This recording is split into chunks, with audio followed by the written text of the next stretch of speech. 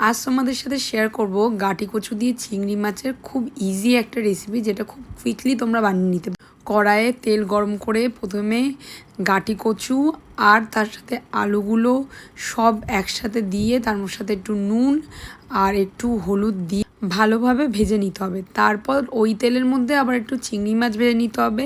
ভেজে তুলে ওর মধ্যে রসুন থেতো যেটা করা ছিল, পেঁয়াজ কুচি দিয়ে পেঁয়াজটাকে ভালোভাবে ভেজে ওর মধ্যে জিরে আদা বাটা দিতে হবে অল্প। তারপর ওর মধ্যে একটু লঙ্কা বাটা দিয়েছি, তোমরা চাইলে লঙ্কা চিরেও দিতে পারো।